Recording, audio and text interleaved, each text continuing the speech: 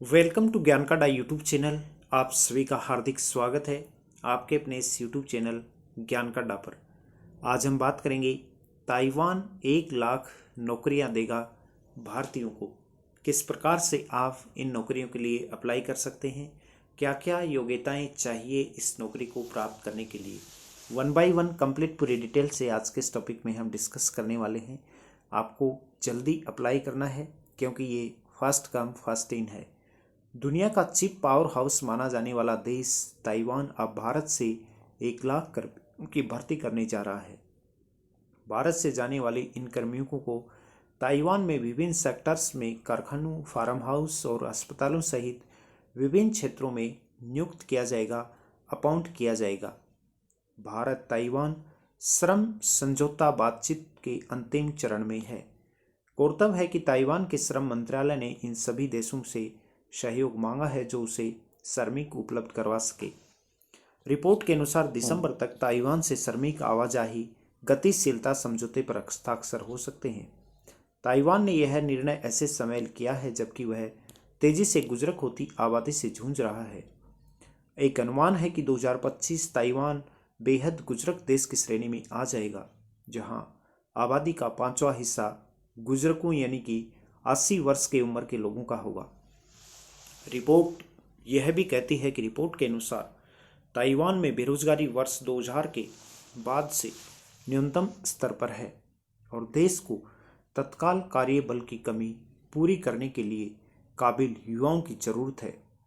समझौते के मुताबिक 790 अरब डॉलर की अर्थव्यवस्था वाला यह देश भारत से नियुक्त होने वाले कार्मिकों को स्थानीय कार्मिकों के अनुसार बीमा सुविधा और भुगतान उपलब्ध करवाएगा।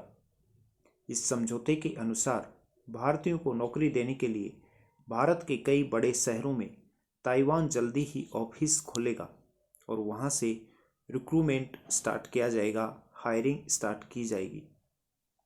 समझौते से चीन से बढ़ सकता है तनाव।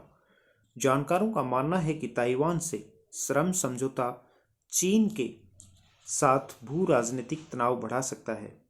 वन चाइना पॉलिसी के तहत चीन हमेशा से ताइवान पर अपना दावा करता आया है और ताइवान के साथ किसी भी अन्य देश के आधिकारिक आदान प्रदान का लगातार विरोध करता है। वहीं ताइवान अपने को स्वशासित द्वीप मानता है जहां लोकतांत्रिक तरीके से चुनी हुई संप्रभु सरकार है। दोनों देशों में 8.4 अरब डॉलर का कारोबार होता है। गौरतलब है कि भारत और ताइवान के संबंध लगातार बेहतर होते रहे हैं।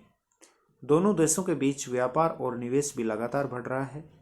ताइवान और भारत के बीच 2001 से लेकर 2022 तक कारोबार 1.19 अरब डॉलर बढ़कर 8.4 अरब डॉलर का हो गया है।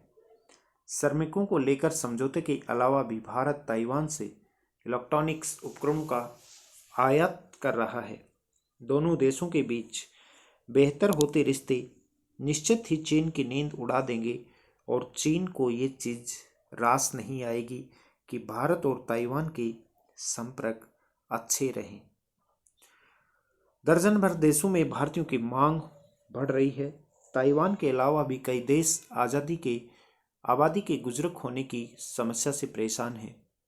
3 नवंबर 2023 को विदेश मंत्री एस जयशंकर ने अपने इटली दौरे के दौरान अपने इटालियन समकक्ष एंटोनियो तजानी के साथ श्रमिकों, छात्रों और पेशेवरों को निर्विरोध आवाजाही की अमली जामा पहनाने के लिए गतिशीलता और प्रवासन साझेदारी समझौते पर हस्ताक्षर करने के साथ ही दिसंबर में ही इजराइल के साथ भी भारत एक श्रमिकों की आवाजाही का समझौता करने जा रहा है।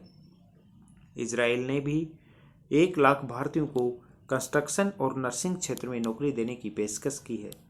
गौरतलब है कि कौशल श्रमिकों की मोबिलिटी को लेकर अब तक भारत का जापान, जर्मनी, ऑस्ट्रेलिया, फ्रांस समेत 13 देशों के साथ समझौता हो चुका है और यहाँ पर भारतीय अपने रोजगार की तलाश में जाएंगे और अपना रोजगार हासिल करेंगे।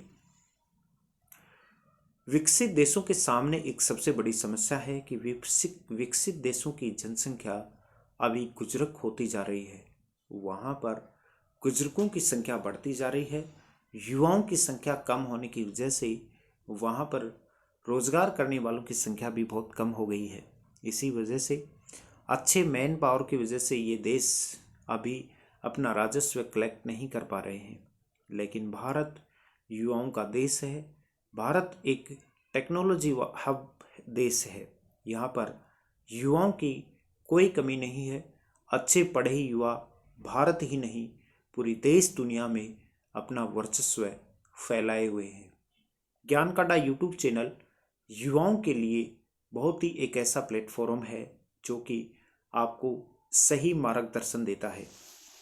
ज्ञान काटा यूट्यूब चैनल राजस्थान का सबसे बेहतरीन स्टडी मटेरियल प्रदान करने वाला एक प्लेटफॉर्म है।